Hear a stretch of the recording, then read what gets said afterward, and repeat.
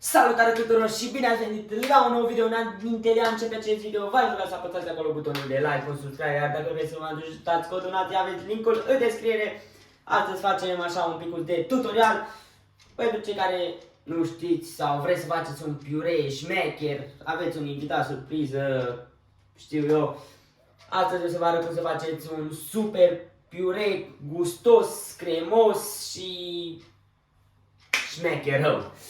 Am curățat vreo 6-7 cartofi pentru 2 porții, este suficient. I-am spălat foarte bine, iar acum o să tăiem.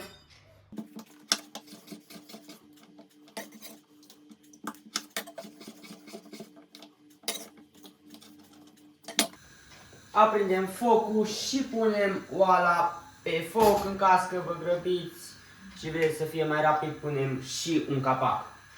Strecurăm cartofii.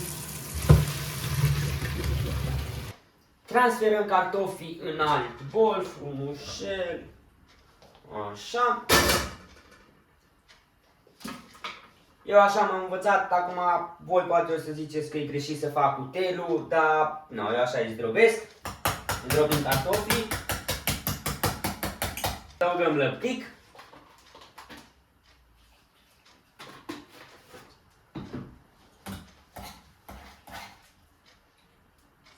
Bravo, Mihai!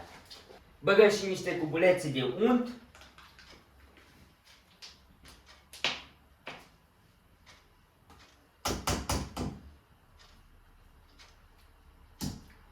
Mai merge niște sare.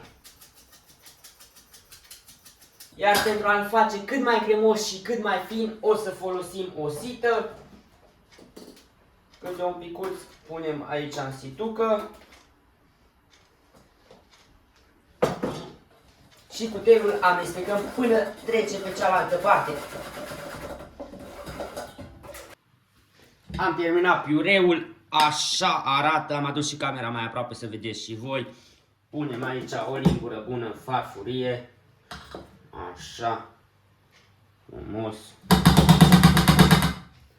uite așa. O rețetă simplă, mai mult un tutorial, sper că v-a ajutat și ăstea 2 minute, 3 cât le vizionat. Dacă aveți sugestii noi, nu uitați, puteți să-mi scrieți în comentarii pe Instagram, un like, un subscribe, un share și dacă vreți să mă ajutați cu o donație, aveți linkul în descriere. Cam atâta și cu acest video. Eu am fost Mihai. Un dracu de bun.